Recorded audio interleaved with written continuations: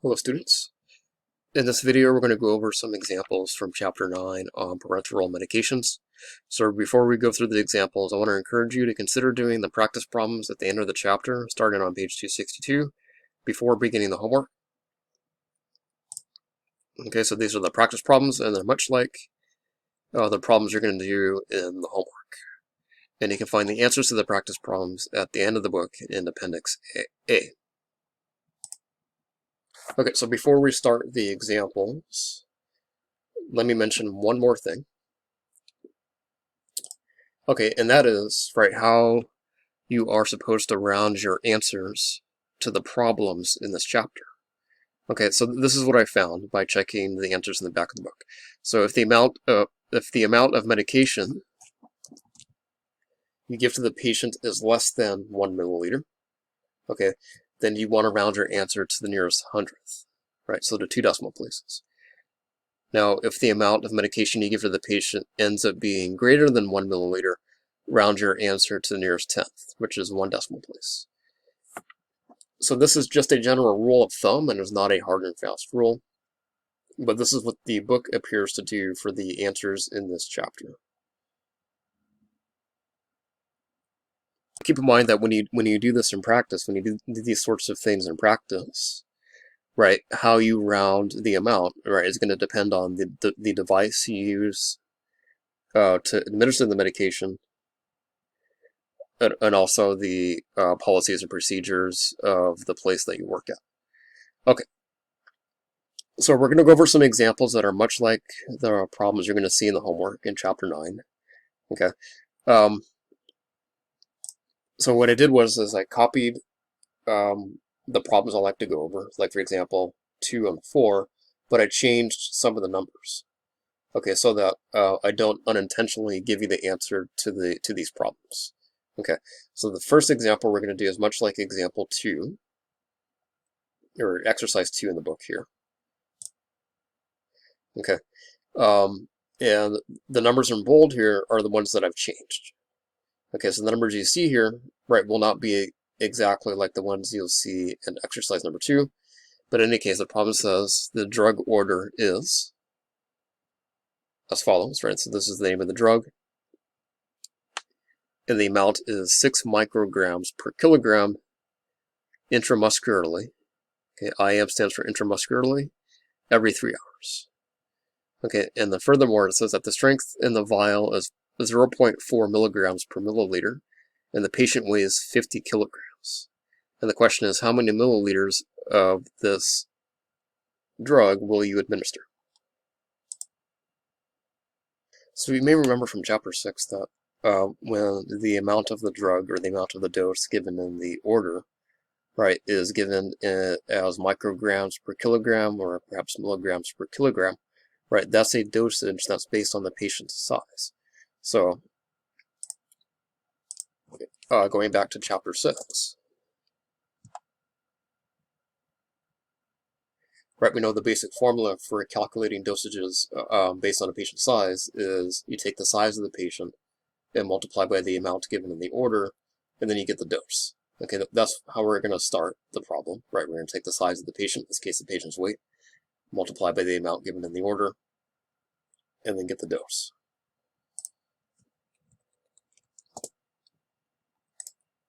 Okay, so it says the patient's weight is 50 kilograms, so that's where we're going to start, so 50 kilograms. Okay, multiplied by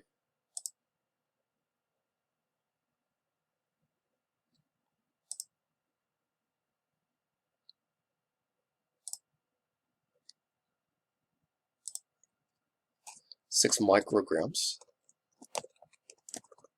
per kilogram.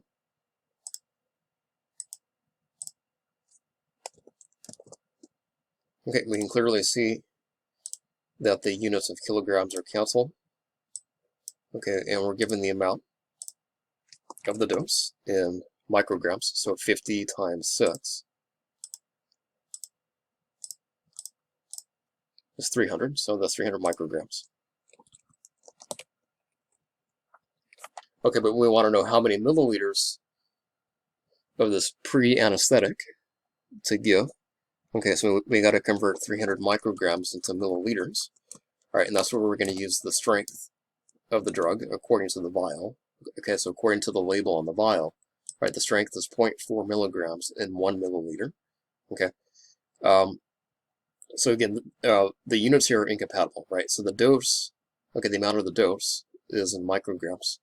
Okay, then the strength on the vial is 0.4 milligrams per milliliter. Okay, so micrograms and milligrams are incompatible. Okay, so what we need to do then is convert micrograms into milligrams first. Okay, and you should know that there are 1,000 micrograms in 1 milligram. Okay, so we have milligrams, or 1 milligram on top, and then 1,000 micrograms on the bottom. So in other words, we're trying to go from micrograms to milligrams. Okay, so you can do that by dividing by 1,000. Okay, so the units of micrograms are canceled. Okay. All right, so 300 divided by 1,000 is equal to 0.3. Okay, so the amount of the dose in milligrams is 0.3 milligrams. Okay, then we take that 0.3, okay, and multiply by 1 milliliter. Right, so even though the strength is 0.4 milligrams per milliliter, right, that's understood to be per 1 milliliter. Okay, so we're going to have 1 milliliter in the numerator of that fraction. Okay, and then 0.4 milligrams in the denominator.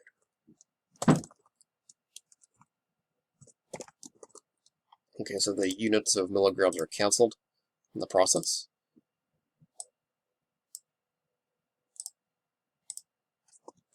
Okay, so multiplying by 1 has no effect, right? 0.3 times 1 is 0.3.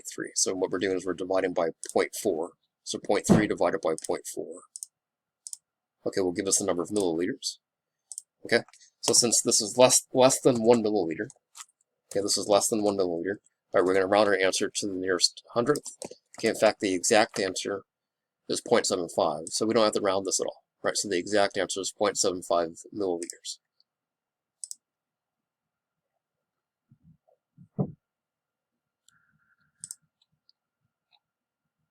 Okay.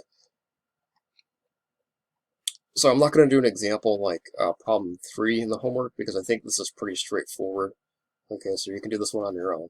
So we're going to try one like problem number 4. So again, I just copied problem number 4 and changed some of the numbers here, okay, which are in bold. So the problem says that we're going to give 1.5 grams intramuscularly every 6 hours.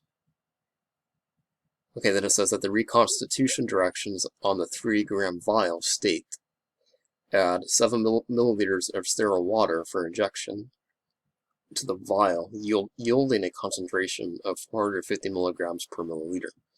Okay, the question is, right, how many milliliters of this antibiotic will you administer? So if you were going to give this drug to the patient in real life, right, you do want to follow the directions for how to reconstitute the medication. Okay, so that's what this is, right? It tells you how much sterile water to add to the vial, okay, to reconstitute the medication, right, in order to prepare it to give it to the patient. Okay, but we're not going to worry about that, right? We're not going to worry about the 7 milliliters to solve the problem. So we don't really need that to solve the problem, right? What we need is the amount, right, the dose, and then the strength of the drug in the vial. As you can see that the 1.5 grams is incompatible with the 450 milligrams given in the strength. So what we need to do then is convert the 1.5 grams into milligrams first. Okay, and you should know that there are 1,000 milligrams in 1 gram. So we have 1 gram in the denominator. Okay, and then 1,000 milligrams in that numerator. All right, so as we are essentially multiplying by 1,000. So taking 1.5 and multiplying by 1,000. All right, or you can move the decimal point 3 places to the right to get the answer. Okay, so the amount of the drug in milligrams is 1,500. So 1,500 milligrams are being given to the patient. Okay, so we're going to convert that into milliliters. Okay, so according to the problem, right, there are 450 milligrams per 1 milliliter in the vial, right, after you reconstitute it. Okay, so we have 1 milliliter on top, and then 450 milligrams in the denominator. Okay, and you can see that the units of milligrams cancel. All right, so once again, multiplying by 1 has no effect. So what we're going to do is take 1500 and divide it by 450 to get the number of milliliters. All right, and if you get a crazy decimal like this, right, where you get some sort of repeating decimal or some other crazy decimal, right, remember, if it's more than 1 milliliter, round it to the nearest tenth, or to 1 decimal place. And if it's less than 1 milliliter, round it to the nearest hundredth, or 2 decimal places. So in this case, right, 3.333 is definitely more than 1 milliliter, so we're going to go ahead and round that to the nearest tenth. So we give approximately 3.3 milliliters to the patient. Okay, so this is the next example we're going to do, but if you're following along with what I'm doing, okay, and you look at the homework exercises that I've given to you, right, number 6 would be the next one, but I think number 6 is pretty straightforward. Okay, so I'm going to go ahead and skip that one. Okay, but we're going to do one like number 9 instead. So once again, I've copied the problem and I've changed the numbers so I don't unintentionally give you the answers. Okay, so we're only going to do 9 part A, right? We're not going to worry about the size of the syringe. Okay, so we're only going to answer 9 part A. Likewise in number 6, okay, you're only doing part A and not part B. Okay, so here's the problem. So the next problem says, the prescriber ordered this drug, which is 0.45 micrograms per kilogram, subcut, so that's an abbreviation for subcutaneous thing, which is the method and how you administer the medication. Okay, so underneath the skin, right, once every 2 weeks. The patient has chronic kidney disease, weighs 176 pounds, and is receiving dialysis treatments. Okay, and then the label on the drug reads 50 micrograms for every 0.6 milliliters. Okay, so once again, this is a drug order based on the patient's weight. Okay, and the patient's weight is given in pounds. We got to convert the patient's weight into kilograms. Okay, we do that by taking 176 pounds and dividing by 2.2. All right, so in 1 kilogram there are approximately 2.2 pounds. Okay, so the units of pounds are canceled in the process.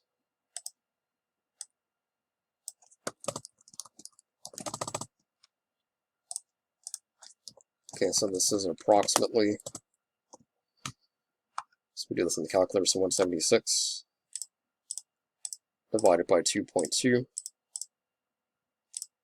Okay, so the patient's weight is approximately 80 kilograms. Okay, so once you have the patient's weight, we're going to multiply by the amount given in the drug order, which is 0.45 micrograms for every kilogram. So you have 0.45 micrograms here in the numerator, and then 1 kilogram in that denominator. So we are essentially multiplying by 0.45. Okay, dividing by 1 has no effect. Okay, so 80 multiplied by 0.45 is equal to 36. So that's 36 micrograms. Okay, and then we're going to take that 36 micrograms and convert it into milliliters. Okay, so we're going to multiply by 0.6 milliliters over 50 micrograms to get the amount that we're going to administer to the patient. So 0.6 milliliters on top. And then 50 micrograms in that denominator. Okay, so that micrograms will cancel. So 36 times 0.6 divided by 50 is what we're going to do. So 36 times 0.6, and then divide that by 50. Okay, so the number of milliliters we give to the patient is 0.432. So since that's less than 1 milliliter, we're going to go ahead and round that to nearest hundredth. So we would give 0.43 milliliters to the patient.